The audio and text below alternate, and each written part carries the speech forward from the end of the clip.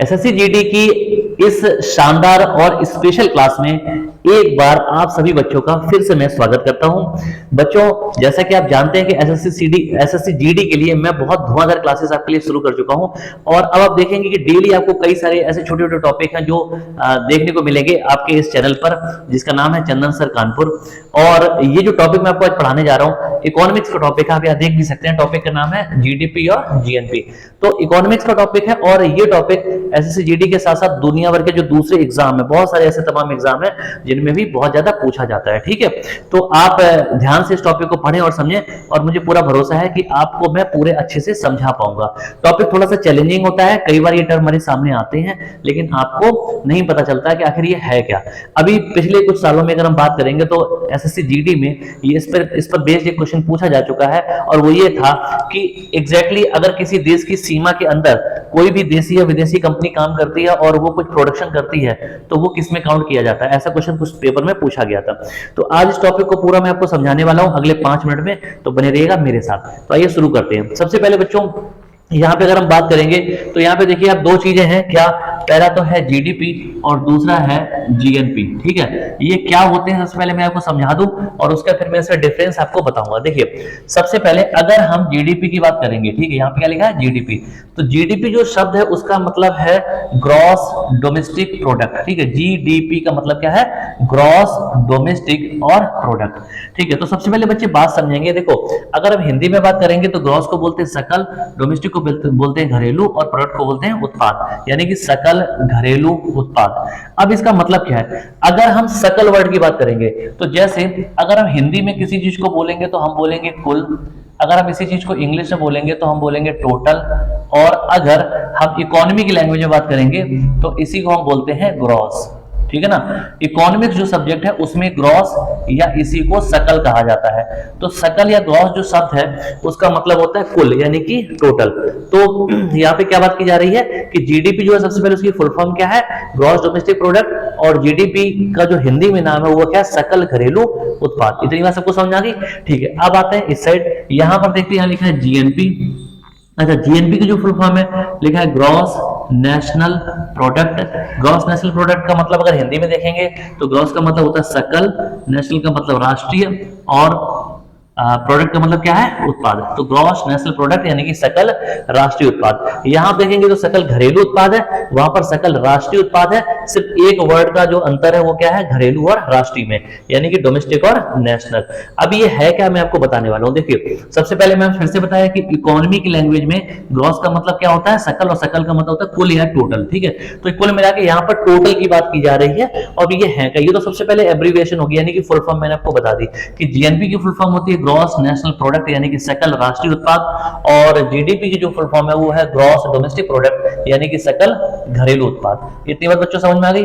अब देखिए यहाँ पर एक एग्जांपल के तौर पे मैं आपको समझाने की कोशिश कर रहा हूँ। सबसे पहले पहली कंडीशन है कि जो भी जीडीपी या जीएनपी निकाला जाता है, स्पेशली हमारे देश की अगर हम बात करेंगे, ठीक है, तो जो भी जीडीपी या जीएनपी निकाला जाता है वो 1 साल का टर्म पीरियड लिया जाता है, 1 साल का टाइम पीरियड लिया जाता है, और वो टाइम पीरियड होता है 1 अप्रैल से 31 मार्च। ठीक है, क्योंकि ये भारत में फाइनेंशियल ईयर यानी कि जिसको हम वित्तीय वर्ष कहते हैं वो माना जाता है। ठीक है, तो जितना भी जीडीपी या जीएनपी निकाला जाता है वो 1 अप्रैल से 31 मार्च के बीच में निकाला जाता है, इस 1 साल का कैलकुलेट किया जाता है। ठीक है, अब यहां पर आप देखेंगे कि मैंने 2 फिगर बना रखे हैं, इन दोनों फिगर के माध्यम से मैं आपको बताऊंगा कि आखिर जीडीपी और जीएनपी होता क्या है। देखो जीडीपी का जो फिगर है वो ये बनाया हुआ है, जीएनपी का जो फिगर है वो मैंने ये बनाया हुआ है। ठीक है, अब क्या बच्चों देखो ध्यान से देखो, यहां पे सबसे पहले फोकस करेंगे, यहां क्या लिखा है कि मैंने ये दिखाया ए जो है उसको मैंने इंडिकेट किया क्या चीज है, ये देशी कंपनी है। ठीक है, अच्छा अगर मैंने ए को दिखाया, ए क्या चीज है, देशी कंपनी। देशी कंपनी का मतलब है कि भारतीय कंपनी है, या हम कह सकते हैं भारतीय लोग हैं, भारतीय बिजनेसमैन है ना। और अगर हम बी की बात करेंगे तो यहाँ पे दिखाया गया है कि बी क्या है, विदेशी कंपनी है। ये बात सबको समझ आ गई। ठीक है, चाहे तो हम विदेशी कंपनी कह ले, चाहे विदेशी लोग कह ले जो काम करने वाले हैं। ठीक है, अब इतनी बात समझ आई।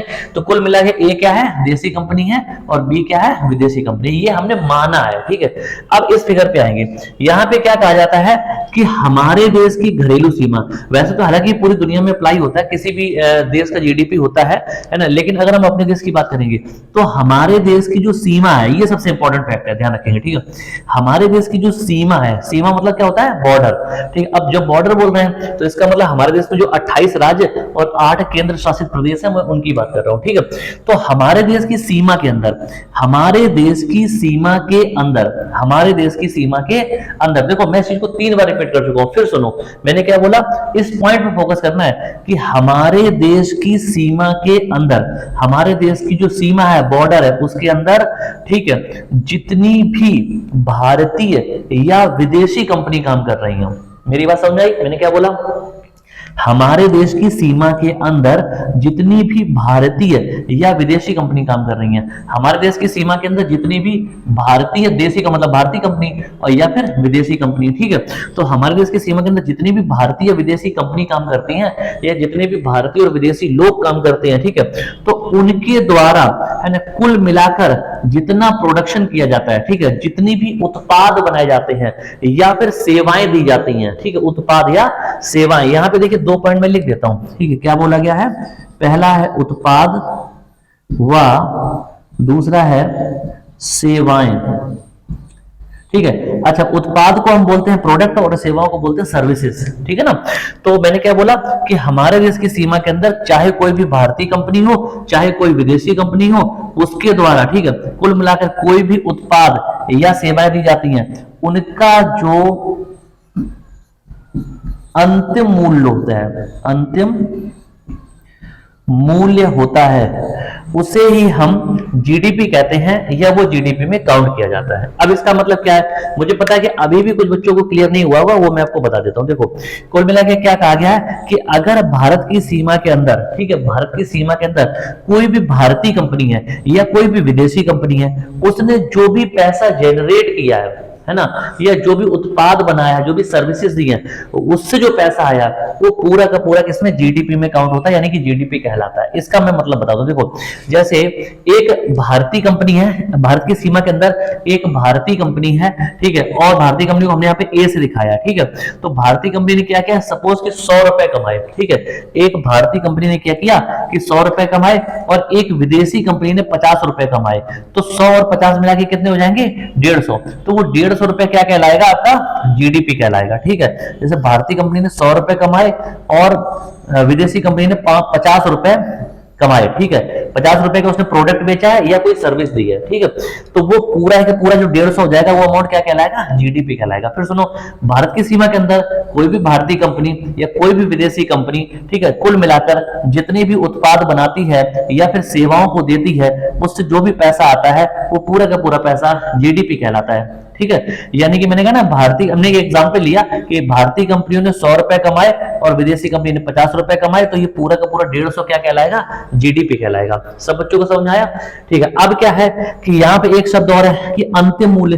अंतिम मूल्य का बच्चे मतलब ये होता है कि रिपीटिशन नहीं होना चाहिए। कैसे? देखो, जैसे एक एग्जाम्पल है, आपने मार्केट में जाते हो, है ना, आप बहुत सारी चीजें मार्केट में खाते हैं, अगर आप किसी बड़े रेस्टोरेंट में जाते हो तो वहां भी खाते हैं।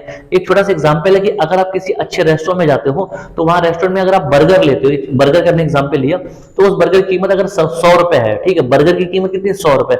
आपको पता है कि वो बर्गर किससे बना है? एक ब्रेड से बना है, एक पाव से बना है, ठीक है, जो ब्रेड होती है ना। अच्छा, अब ब्रेड किससे बनी है? तो आपको पता है वो गेहूं से बनी है, ठीक है, क्योंकि ब्रेड मैदे से बनी होगी, मैदा गेहूं से बना होगा, ठीक है। तो कहने का मतलब क्या हुआ कि पहले, सबसे पहले खेतों से क्या आया? गेहूं आया, गेहूं से मैदा बनाएगी, मैदे से वो ब्रेड बनाएगी, ब्रेड से फिर बर्गर बनाया गया। मेरी बात समझ लो? तो कहने का मतलब क्या हुआ कि बर्गर की कीमत कितनी? 100 रुपए। बर्गर की कीमत 100 रुपए, इसका मतलब कि उससे जो ब्रेड बनी उसकी भी कुछ कीमत होगी। ब्रेड किससे बनी है?